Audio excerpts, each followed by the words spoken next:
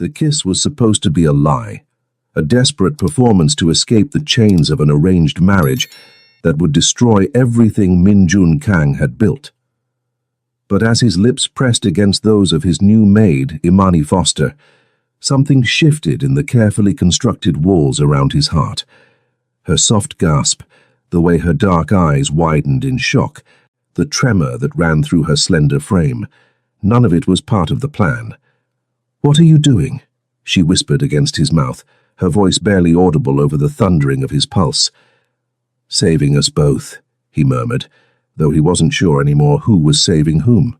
The woman in his arms, with her natural curls framing her beautiful face and her defiant spirit that refused to bow even to him, had just become the most dangerous person in his world. Not because she could expose his secrets, but because she made him want to be someone worthy of the trust shining in her eyes. The arranged marriage was supposed to secure his empire. Instead, this kiss might just destroy it all. Welcome to Korean Mafia lovers. Hey there, please let us know where you're watching from and subscribe to the channel. Your support is essential for us to continue bringing you these emotional stories. The Kang mansion stood like a fortress against the Chicago skyline, its imposing glass and steel structure reflecting the city lights in a display of wealth and power that few could comprehend. Inside its walls, Min Jun Kang moved through the marble corridors with the controlled grace of a man who had learned early that showing weakness meant death. At 35, MJ, as his American associates called him, had transformed his family's legitimate construction business into something far more complex. The Kang organization controlled half of Chicago's underground economy, from the docks to the financial district, all while maintaining the facade of respectability that his grandfather had built decades ago. "Sir," his assistant, David, approached with the cautious respect that everyone in the organization had learned to adopt. "The new domestic staff member has arrived for her interview." MJ didn't look up from the financial reports spread across his mahogany desk. The numbers told a story of expansion, of territory gained and enemies eliminated, of an empire that grew stronger each day. "Send her to Mrs. Chen. I don't have time for household matters." "Actually, sir, Mrs. Chen specifically requested that you conduct this interview personally," she said. David hesitated, knowing his boss's patience for interruptions was limited. "She said you'd want to ensure the new hire meets your security standards, given the recent complications."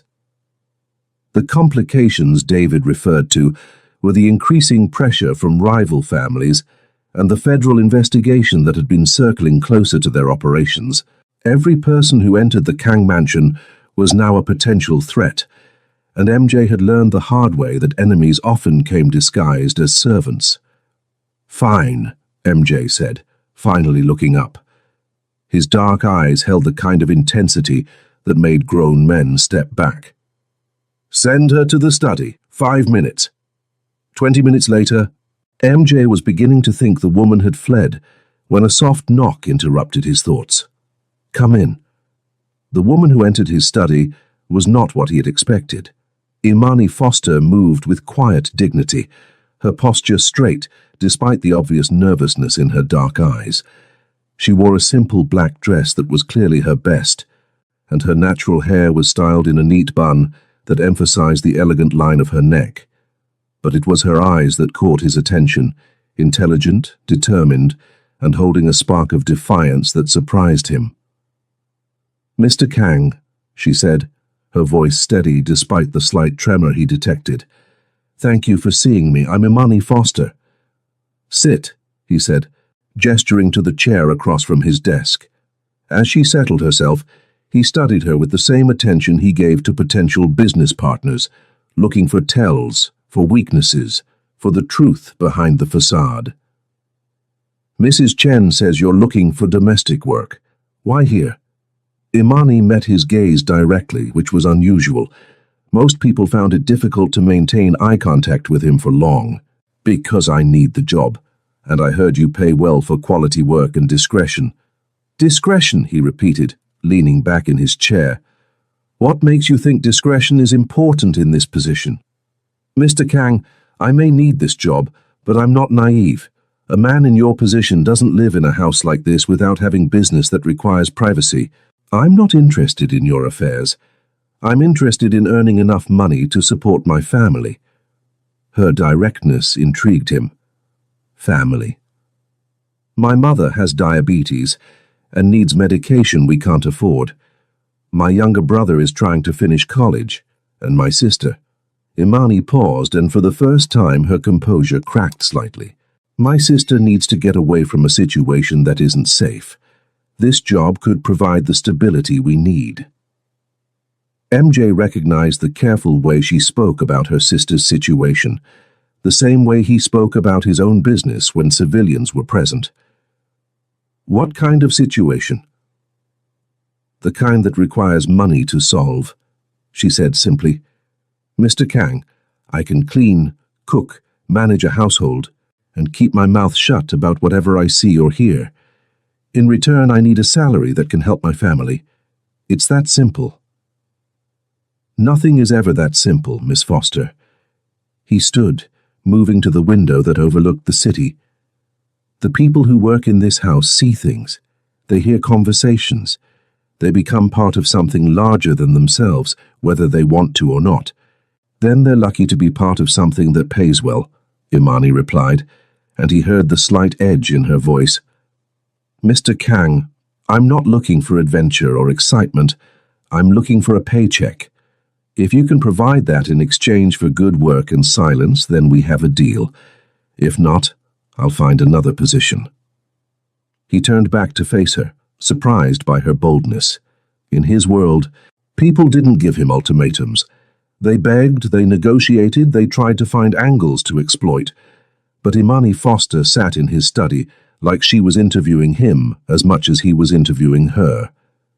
You understand that working here means your life will be subject to certain security measures, background checks, restricted access to certain areas, confidentiality agreements that are legally binding. I understand. And you understand that the people in my employ are expected to be loyal above all else. I understand that loyalty is earned, Mr. Kang. Treat me with respect. Pay me fairly. And you'll have my discretion and my best work. Try to control my life outside these walls, and you'll have my resignation. MJ found himself almost smiling. Almost. Mrs. Chen will provide you with the details of your employment. You start tomorrow at 6 a.m. Don't be late. Imani stood, smoothing her dress. Thank you, Mr. Kang.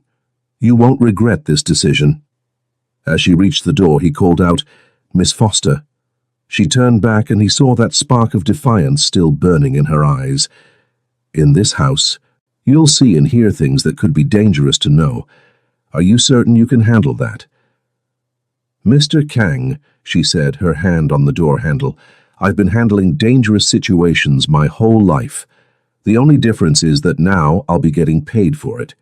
After she left, MJ stood in the silence of his study, replaying the conversation. There was something about Imani Foster that unsettled him, not because she seemed dangerous, but because she seemed fearless. In his experience, fearless people were either very stupid or very strong, and something told him that Imani Foster was far from stupid. He walked to his desk and picked up the background report David had prepared. Clean record, no criminal associations, financial troubles that matched her story. But it was the photo attached to the file that made him pause. The camera had captured her outside a community center, helping an elderly man with his groceries. Her smile in that candid moment was radiant, transforming her entire face with warmth and genuine kindness. MJ set the photo aside and returned to his financial reports, but found his concentration broken. Tomorrow Imani Foster would begin working in his home, moving through his private spaces, seeing the carefully controlled world he had built. For reasons he couldn't explain, that thought both unsettled and intrigued him. Outside his window, Chicago glittered in the darkness, a city of opportunities and dangers in equal measure. And somewhere in that city, Imani Foster was preparing to enter his world, bringing with her a strength and dignity that he suspected would challenge everything he thought he knew about power and control. The game was about to change, though neither of them knew it yet. Imani's first week at the Kang mansion passed in a blur of learning routines, memorizing preferences, and navigating the subtle hierarchies among the staff. Mrs. Chen, the head housekeeper, had been clear about the rules.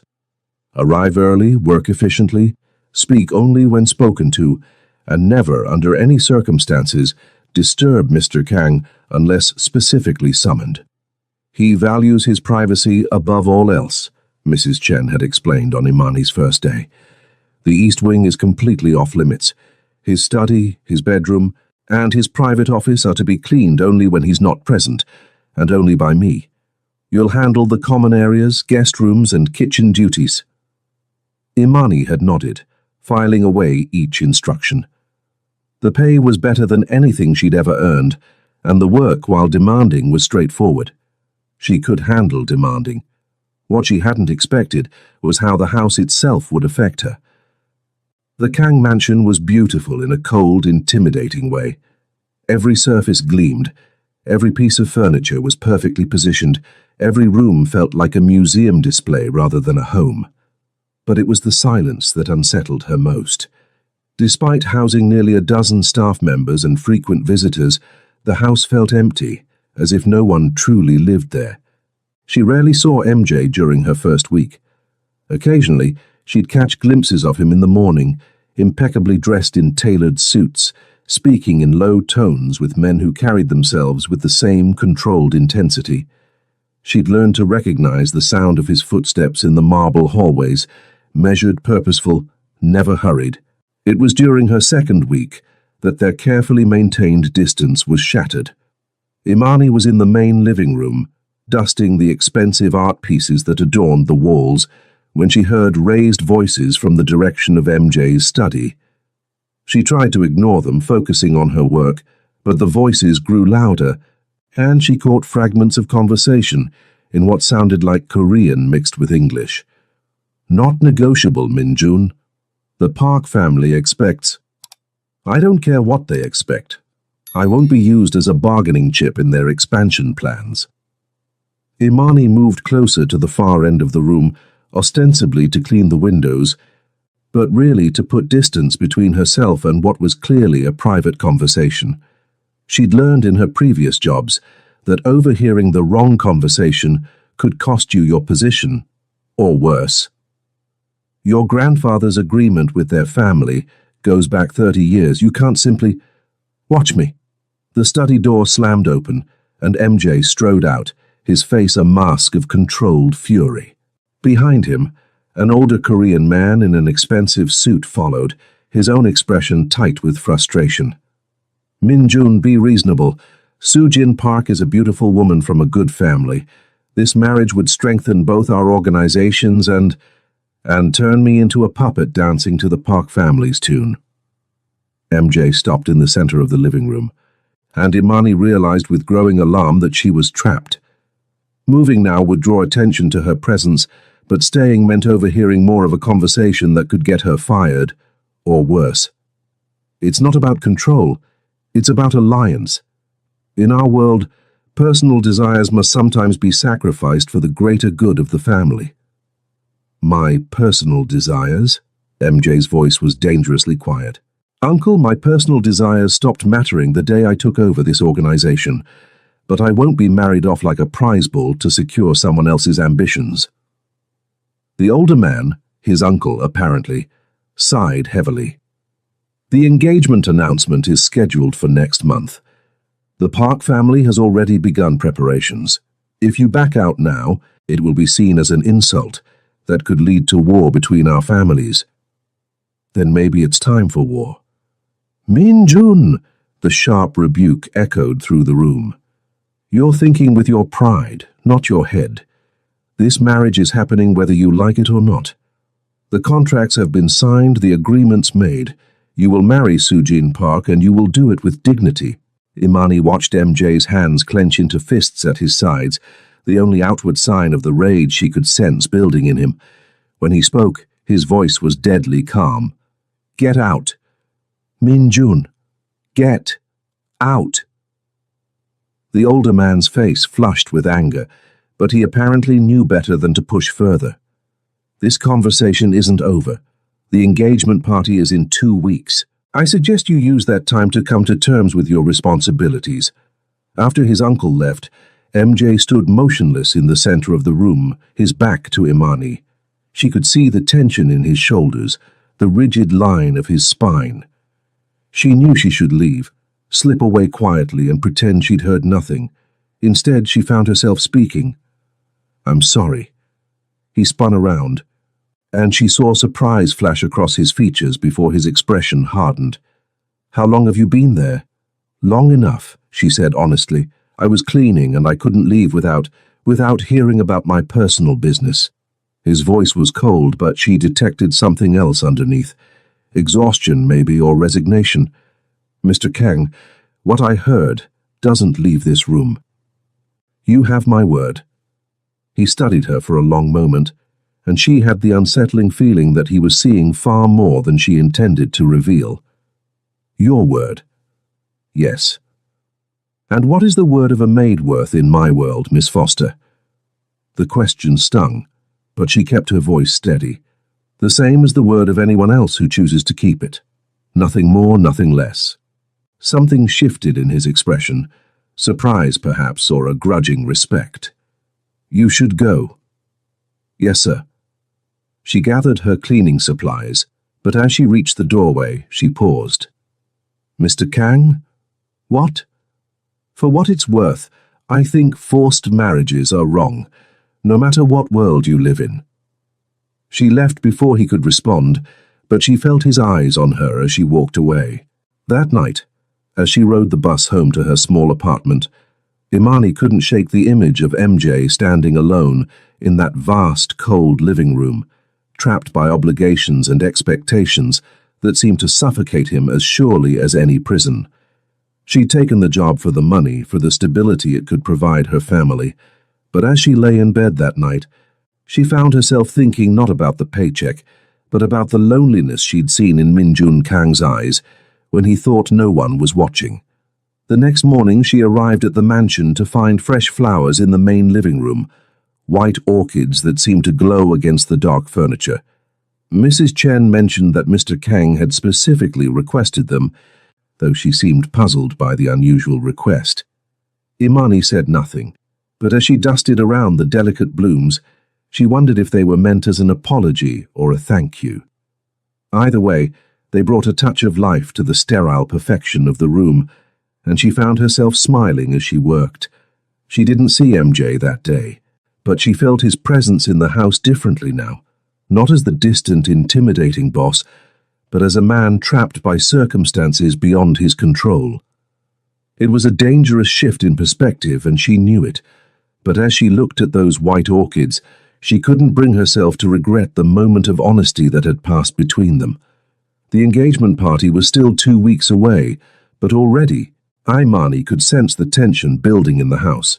Staff moved more quietly, conversations were more subdued, and MJ's rare appearances were marked by an even more pronounced air of controlled fury.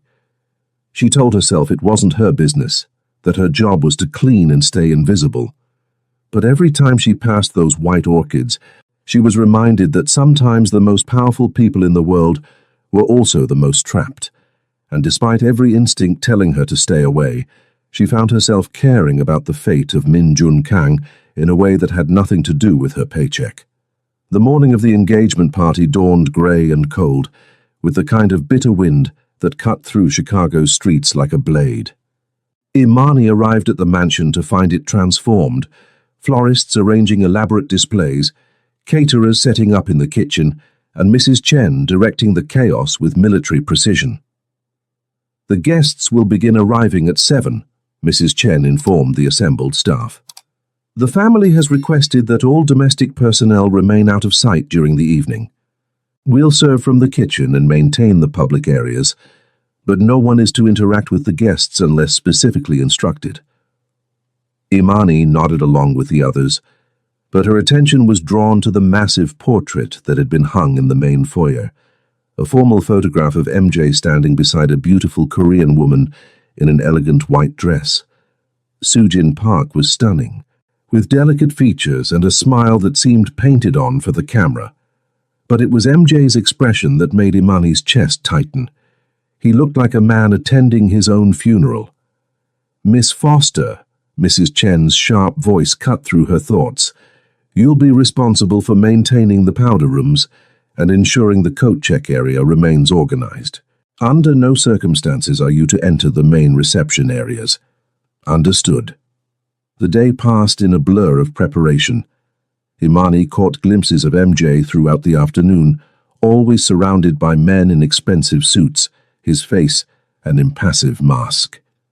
He wore a traditional Korean hanbok for the ceremony, a stunning black and gold ensemble that emphasized his broad shoulders and commanding presence. But his eyes remained cold, distant, as if he'd retreated somewhere deep inside himself.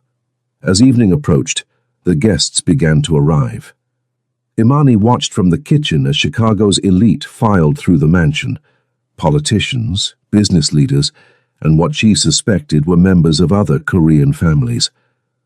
The women were draped in designer gowns and glittering jewelry, the men in tailored tuxedos that probably cost more than she made in a year. "Quite a show, isn't it?" David, MJ's assistant, appeared beside her at the kitchen window. "All this pageantry for a marriage that neither party wants." "Neither party?" Imani asked, surprised by his candor. "Soo-jin Park is in love with someone else, a doctor her family considers beneath their station. This arrangement is as much a prison for her as it is for him." David's expression was grim. "But in families like ours, love is a luxury we can't afford." Before Imani could respond, Mrs. Chen clapped her hands for attention. "The ceremony is beginning. Everyone to your positions." Imani made her way to the powder room area, a small alcove near the main reception hall. From her position, she could hear the ceremonial music and the low murmur of voices as the engagement ritual began. She tried to focus on her duties, but found herself straining to hear what was happening in the next room. The traditional Korean ceremony was beautiful and elaborate, with ritual exchanges of gifts and formal bows between the families.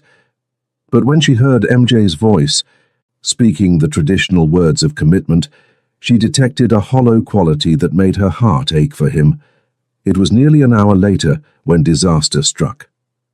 Imani was restocking towels in the powder room when she heard raised voices from the main hall. At first, she assumed it was part of the celebration, but the tone was wrong, angry, confrontational.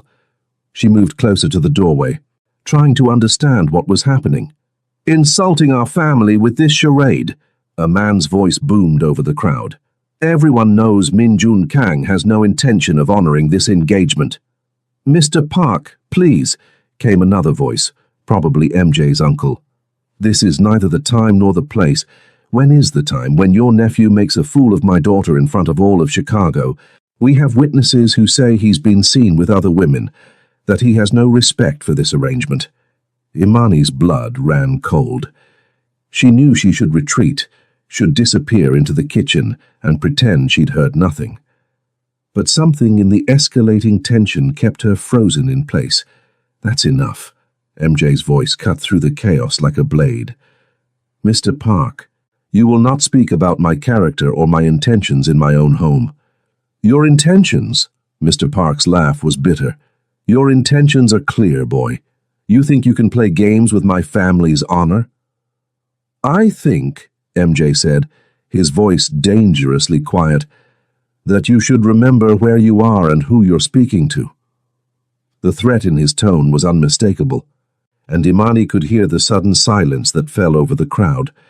But Mr. Park was either too angry or too proud to back down. "Is that a threat, Min-jun? In front of all these witnesses? You would threaten the father of your bride-to-be?" "I would defend my honor against anyone who questions it."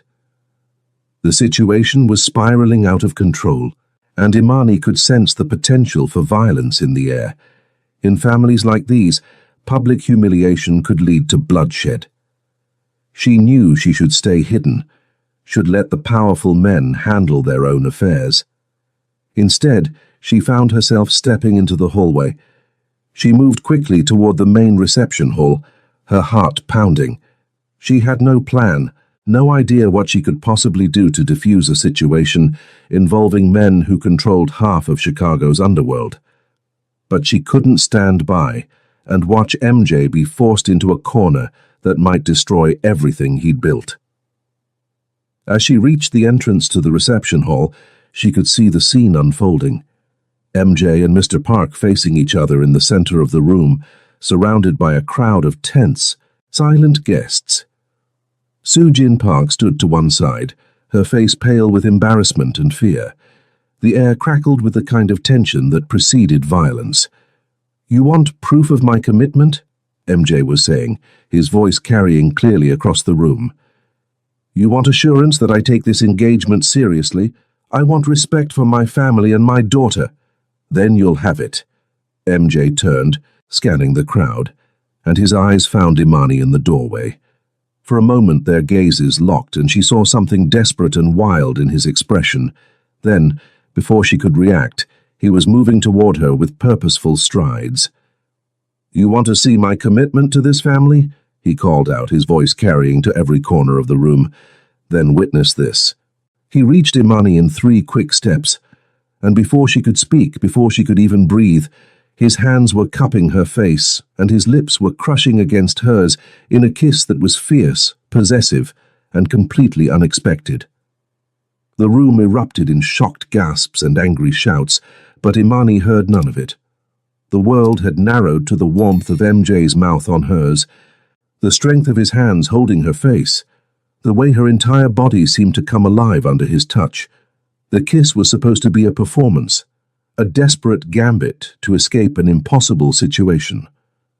But as his lips moved against hers with surprising gentleness, as his thumb brushed across her cheek in a gesture that felt achingly tender, she realized that something real was happening between them. When he finally pulled away, his eyes searched hers with an intensity that made her knees weak. "I'm sorry," he whispered, so quietly that only she could hear. "I'm so sorry." Then he turned back to the stunned crowd, his arm sliding around Imani's waist in a gesture that was both protective and possessive. "Ladies and gentlemen," he announced, his voice carrying clearly across the silent room, "I'd like you to meet the woman I'm going to marry. The engagement to Miss Park is hereby dissolved." The chaos that followed was immediate and explosive. Mr. Park's roar of rage, Soo-Jin's gasp of shock, the uncle's stream of furious Korean, and the excited chatter of guests who had just witnessed the social event of the decade. But through it all, MJ kept his arm around Imani, anchoring her to his side as the storm raged around them. As security moved to escort the Park family out and the crowd began to disperse in excited clusters, Imani realized that her life had just changed irrevocably. She was no longer just the maid who cleaned the mansion and kept her mouth shut.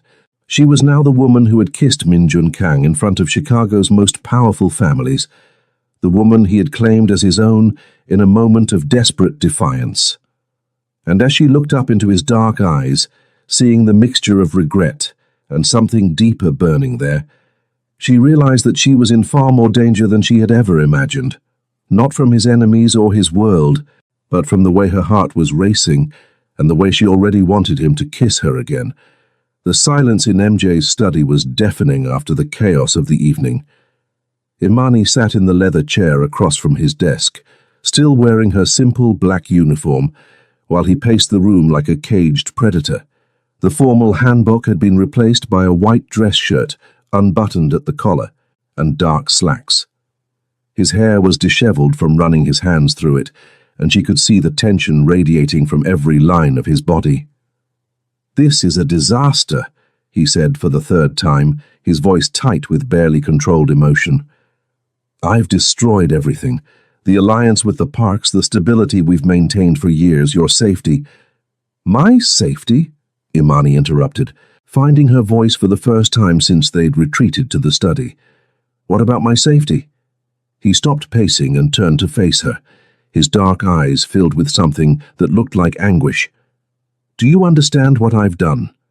What I've made you a part of? The Park family doesn't forgive insults, Imani. By claiming you publicly, by dissolving the engagement in front of half of Chicago's elite, I've painted a target on your back." "You didn't claim me," she said quietly. "You used me." The words hit him like a physical blow, and she saw him flinch. "You're right. I used you, and I'm sorry. I saw you standing there, and I was desperate, and I—" He ran his hands through his hair again, the gesture making him look younger, more vulnerable. "I never should have involved you in this." Imani studied his face, seeing the genuine remorse there, but also something else, something that made her pulse quicken despite the gravity of their situation. "The kiss," she said carefully, "was all of it just for show?" MJ went very still, his eyes locking with hers. For a long moment, neither of them spoke. Then, so quietly she almost didn't hear him, he said, "No." The admission hung between them like a live wire, dangerous and electric. Imani felt her breath catch as she processed what he'd just confessed. "MJ, don't." He turned away from her, moving to the window that overlooked the city. "Don't say anything that will make this worse than it already is." "How could it be worse?" she asked, standing up from the chair. "You've just told Chicago's underworld that you're involved with your maid. Your uncle looked like he wanted to murder both of us, and now you're telling me that the kiss that started all this wasn't entirely fake." "It wasn't fake at all," he said without turning around. "That's the problem." Imani moved closer to him, drawn by the raw honesty in his voice. "Then why are you acting like it's the end of the world?" "Because it is." He finally turned to face her, and she was startled by the intensity in his eyes. "Because I'm Min-jun Kang, and you're Imani Foster, and there's no universe where this ends well for either of us." "Why not?" "Why not?" He laughed, but there was no humor in it. "Because I'm the head of a criminal organization, Imani. Because I've killed people who threatened what's mine. Because my world is violence and power and control, and you're—" He gestured helplessly. "You're everything good that I've never had. I'm not some innocent flower, MJ. I've lived in the real world my whole life. I've seen violence, I've dealt with dangerous people, not like this." His voice was sharp. "Not like me. Then tell me," she said, stepping closer until she was within arm's reach. "Tell me who you really are. Stop hiding behind this mask of the untouchable crime boss, and tell me the truth." For a moment she thought he might actually do it. His guard dropped, and she saw the man beneath the carefully constructed facade, lonely, burdened, desperate for connection. But then his phone rang, shattering the moment. He answered it with a curt, "What?"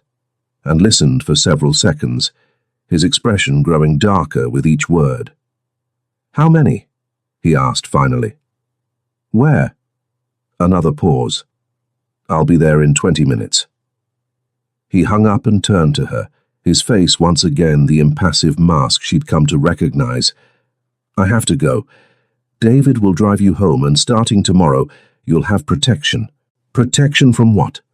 "From the consequences of my actions." He moved toward the door, then stopped. "Imani, what happened tonight? It can't happen again, for your sake and mine." "What if I don't want protection?" she called after him. "What if I want the truth instead?" He paused in the doorway, his hand on the frame. "The truth is that I'm falling for a woman I can never have, and it's going to destroy us both." Then he was gone, leaving Imani alone in the study with the echo of his words and the memory of a kiss that had changed everything. The ride home with David was tense and silent.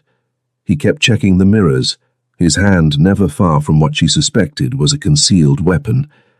When they reached her apartment building, he walked her to the door and handed her a business card. "My number," he said simply. "If anything seems wrong, anything at all, you call me immediately."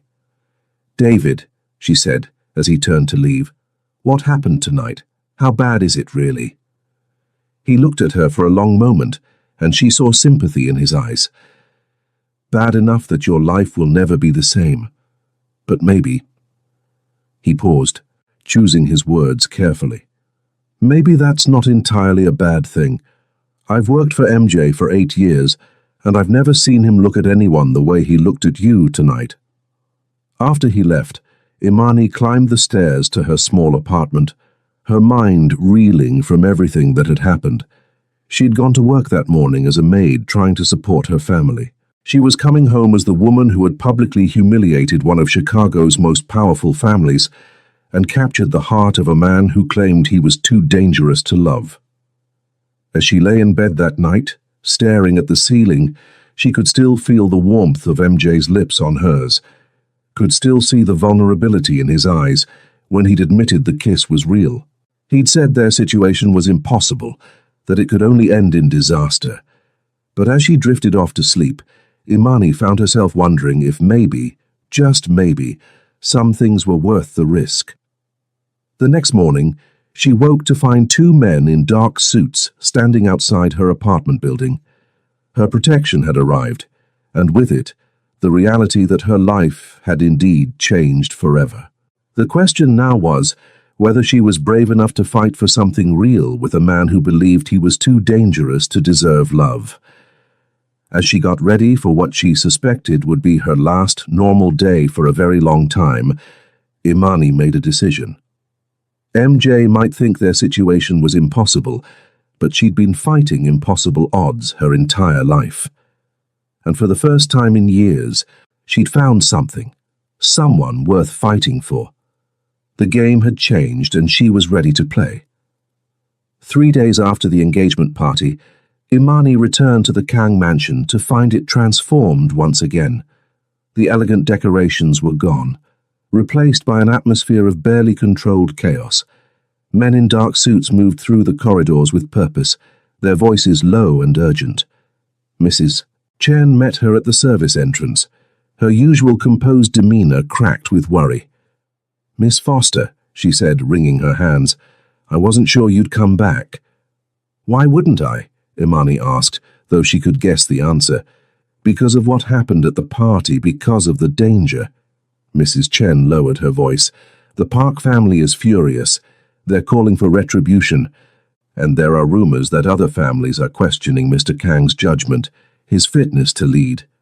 Imani felt a chill run down her spine, but she kept her voice steady. "Where is he?" "In meetings all morning. The elders from the other families are here. And his uncle." Mrs. Chen shook her head. "I've never seen the house like this. It feels like we're preparing for war." As if summoned by her words, the sound of raised voices echoed from the direction of the main conference room. Imani recognized MJ's voice among them, calm but with an edge of steel that made her stomach clench with worry. "Perhaps you should go home," Mrs. Chen suggested gently, "until things settle down."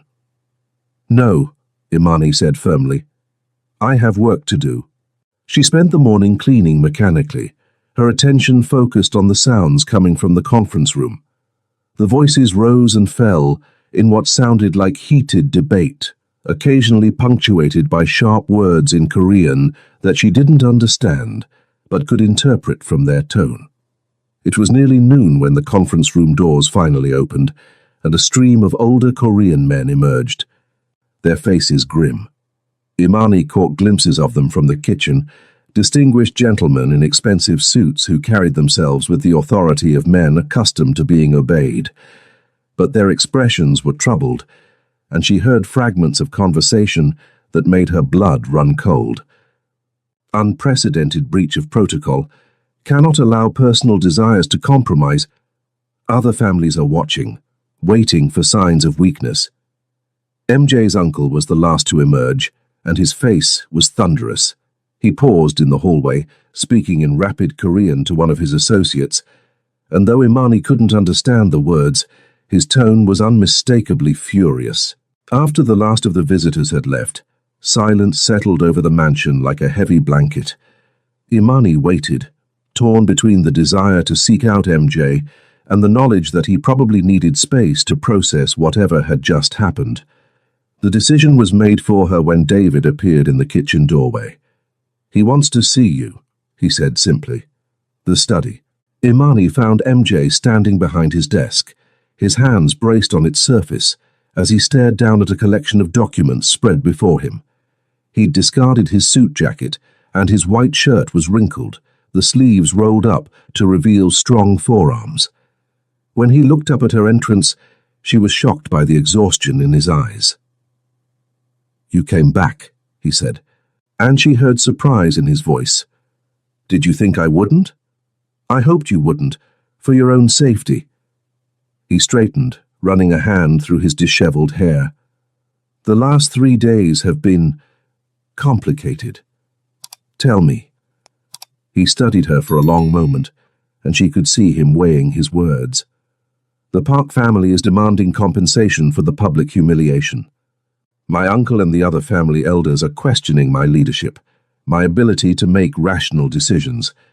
There are rumors that some of our business partners are reconsidering their alliances. Because of me, because of my choices," he corrected firmly, "because I chose to follow my heart instead of my head for the first time in my life." The admission hung between them, and Imani felt her pulse quicken. "And do you regret it?" "I should," he said quietly. "Every logical part of me says I should regret it, should find a way to fix this mess and restore the status quo. But—" He moved around the desk, stopping just close enough that she could see the flecks of gold in his dark eyes.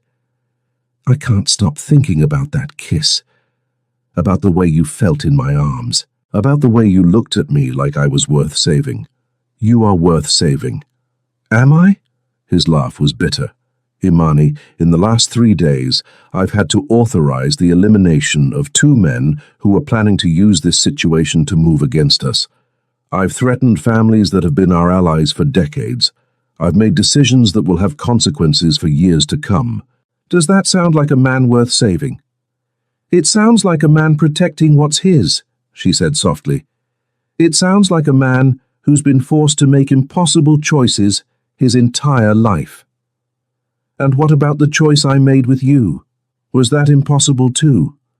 The question was loaded with meaning, and Imani felt the weight of it settle around them.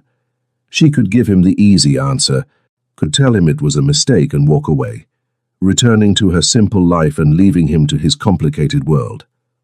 Or she could tell him the truth. "No," she said finally. "That choice felt like the first real thing that's happened to me in years." Something shifted in his expression, hope warring with caution. "Imani, if we do this, if we try to make this real, there's no going back. My world will become your world, with all the dangers that entails. The people who want to hurt me will try to hurt you. Your family could become targets. Your life will never be simple again." "My life was never simple," she replied. "I've been fighting to survive, to protect my family, to make something better for all of us.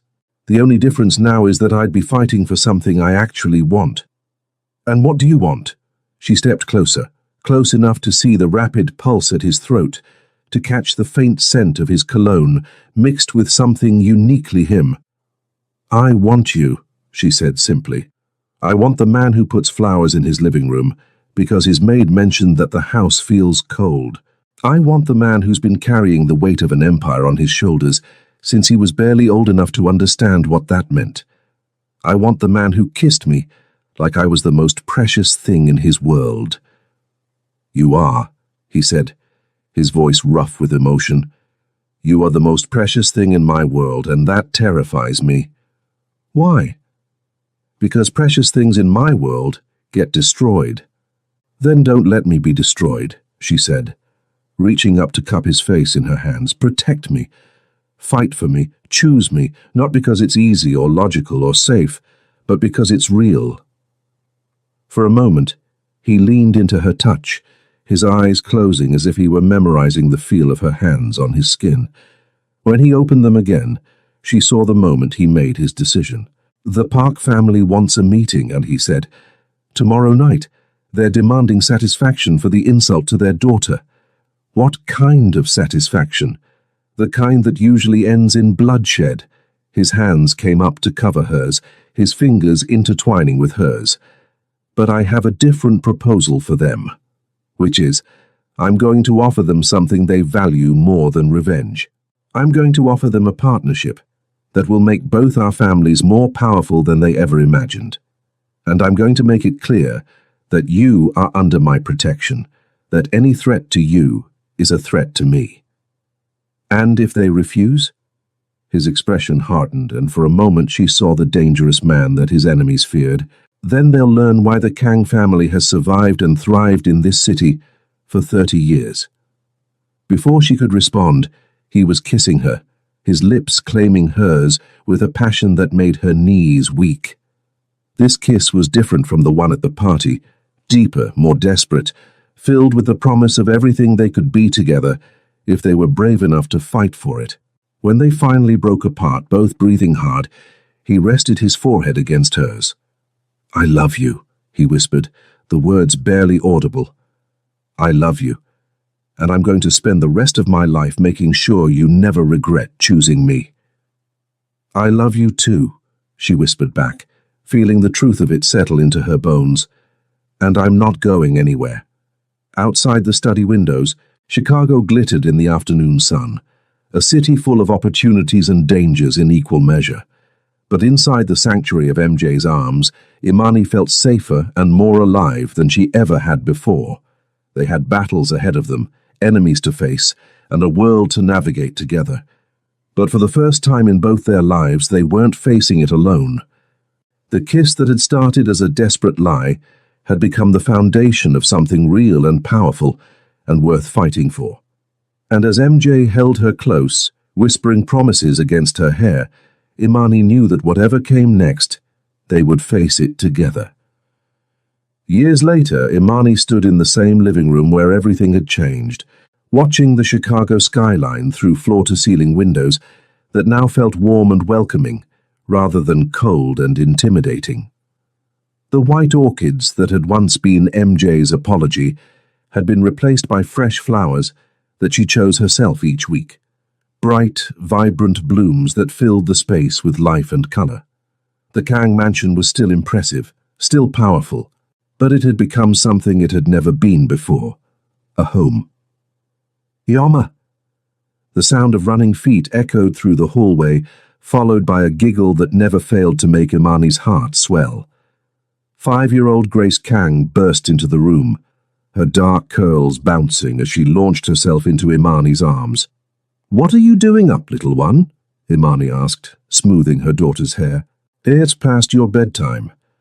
"Appa is telling stories again," Grace said, her eyes bright with mischief.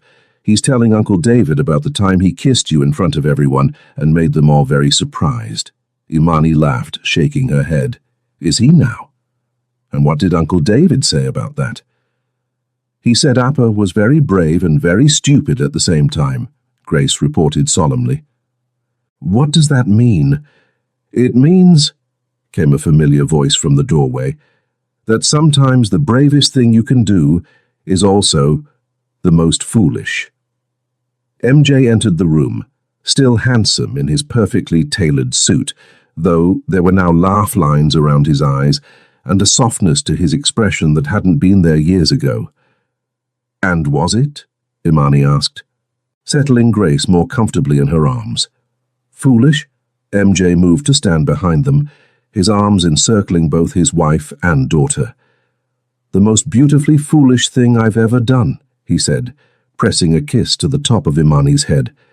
"And the best decision of my life."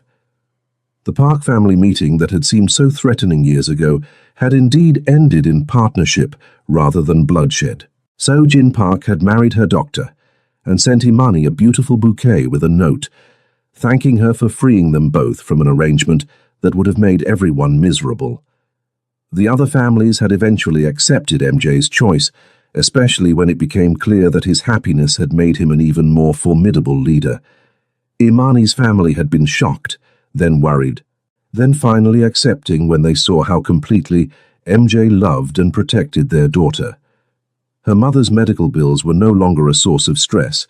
Her brother had graduated college debt-free, and her sister had been able to escape her dangerous situation and start fresh in a new city. "Tell me the story, Appa," Grace demanded, settling back against Imani's chest. "Tell me about the kiss that changed everything."